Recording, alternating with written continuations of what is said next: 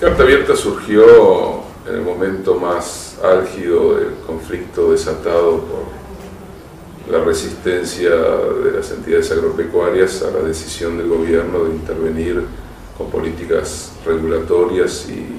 de retenciones móviles la extraordinaria renta agraria, ¿no? Un pequeño grupo de amigos, de colegas, preocupadísimos por lo que leíamos como un avance sistemático de acciones y lenguajes desestabilizadores. Veíamos peligrar la estabilidad del gobierno, de un gobierno que hacía muy pocos meses había llegado legitimado por una mayoría significativa de la sociedad argentina, creyendo que se abría un espacio de conflictividad inédita en los últimos años. Creímos indispensable pronunciarnos, ¿no? Nos sorprendió a nosotros el poder de esa convocatoria, porque en muy poco tiempo se congregaron personas que venían de los más diversos campos de la cultura y del mundo académico, para que lo podamos entender, desde dramaturgos a físicos,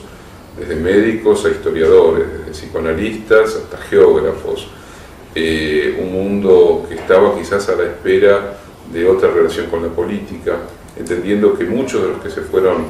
reuniendo en Carta Abierta habían tenido, quizás en su juventud, en los años 70, prácticas políticas, militantes, pero que en las últimas décadas o se habían refugiado en su trabajo profesional, o, como en mi caso, que trabajo en el campo de la filosofía política, del debate de ideas. Para mí la política se convirtió más bien en un campo reflexivo, de intervención crítica, pero en un mundo más acotado a lo académico intelectual. Entonces, para todos fue como algo extremadamente novedoso, este puente casi que se construyó inmediatamente entre lo que era nuestra manera o nuestros modos diversos de atravesar la vida social y lo político.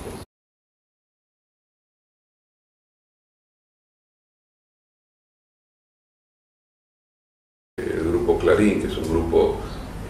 monopólico, si uno ve el mapa de los medios que maneja Clarín, desde la radiofonía a los medios gráficos, pasando por los visuales, se espantaría. Cualquier liberal europeo o norteamericano diría que acá hay autoritarismo de prensa, hay monopolio y hay peligro de coartar la libertad de prensa. Esto es muy interesante. Se acusó reiteradamente al gobierno de autoritario, de querer coartar la libertad de prensa cuando motorizó el Observatorio de Medios. Pero lo cierto es que en la Argentina, y gracias a una ley que sigue teniendo como núcleo la ley de la dictadura de radiodifusión y políticas concesivas, de las cuales también fue parte el gobierno de Kirchner en su momento, ciertos medios de comunicación, vía papel prensa, vía la concentración, hoy dominan la escena informacional y comunicacional argentina. Cómo se mostró el conflicto, cómo se presentó a los actores, la diferencia entre la gente y los oscuros piqueteros, la diferencia entre el gringo, rubio, trabajador de Entre Ríos y el hombre o la mujer pobre que vienen de Tucumán o de Berazategui o de Gran Buenos Aires, ¿no? Unos son honestos ciudadanos, virtuosos, demócratas, gente que interviene sin ninguna otra intención que pensar en la República, y los otros son objetos, cosas manejadas clientelísticamente, sin memoria, sin identidades, sin biografías, en una especie de liquidación de la historia cultural, social y política argentina que marca racismo, prejuicio, intencionalidad. Lo mismo podemos decir de la cobertura que hizo en gran medida en La Nación o los canales centrales de aire en la Argentina. Yo creo que en gran medida los medios de comunicación en la Argentina, incluso aquellos que se reclaman parte de la tradición liberal, son antiliberales, cuando ejercen un poder de concentración y monopólico en la distribución de la información y la comunicación en la Argentina. Digo, sería interesante que incluso lean la ley de radiodifusión que existe en los Estados Unidos bajo el gobierno de Bush. Para ellos sería comunista casi.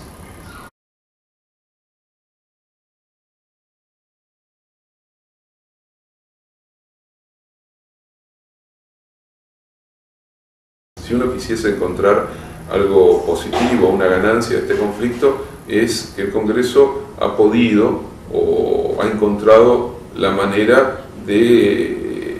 pagar sus propias deudas, ¿no? Porque la deslegitimación de lo político en la Argentina o de muchas instituciones abarcaba también el Congreso de la Nación. Que hoy el Congreso haya sido un ámbito, primero, de una discusión abierta, compleja, diversa, de la resolución 125, que hoy lo sea de la reestatización de aerolíneas argentinas, que mañana lo sea de las jubilaciones móviles y que quizás pasado mañana lo sea de la ley de radiodifusión, es algo a celebrar.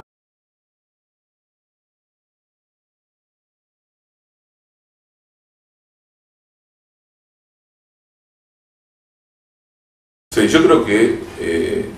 el espacio público es el espacio más genuino de la democracia. Es decir, que los cuerpos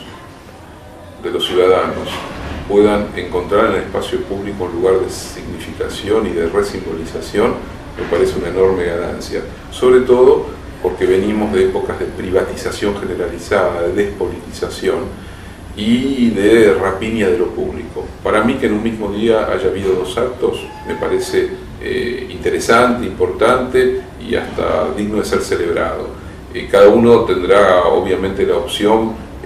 por a qué acto ir o no ir a ninguno, pero que las ideas y las políticas y la ciudadanía pueden encontrar en el espacio público una caja de resonancia de sus intereses y de sus ideas, me parece quizás uno de los saldos favorables de este largo conflicto. Es decir, la política ha regresado sacándose de encima el estigma de lo tribunalicio. ¿Cuál es el estigma de lo tribunalicio? El que la atravesó durante los años 90 y claramente hasta el 2003, que la política se asociaba a la corrupción, se asociaba a la prebenda, al negocio, y se la desguazaba, se la vaciaba, se la nihilizaba la política. Parece que ahora hay tímidamente,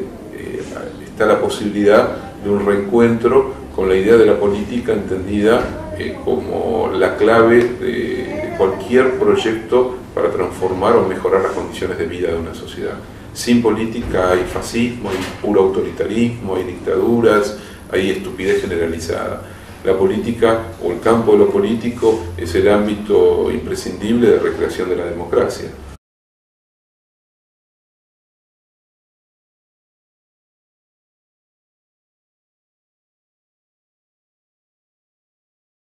Me parece que los jóvenes han sido en las últimas décadas uno de los objetos más atravesados por la naturalización de las lógicas del mercado, por la transformación a una suerte de entrega casi absoluta a la lógica del consumo, y que en los últimos años ha habido como una especie de gesto, vamos a llamarlo, quizá usando una palabra un poco más amplia, como de rebeldía o de puesta en evidencia de que algo de aquello comienza a resquebrajarse, que vuelve a haber como una pregunta inquietante respecto a la sociedad, al sistema, a los modos de vida, y quizás lo más importante, lo más significativo para lo que está sucediendo hoy en Argentina y en América Latina, es que las generaciones jóvenes, o un sector importante de las generaciones jóvenes, se encuentre con la posibilidad de reencontrarse a sí misma, interviniendo en debates políticos, sociales, culturales, ocupando lo público. Pero insisto, esto es algo que no depende de las buenas intenciones, sobre todo de los que ya han transitado un camino largo por la vida, sino que depende de la capacidad de generación en el interior de una generación, ¿no?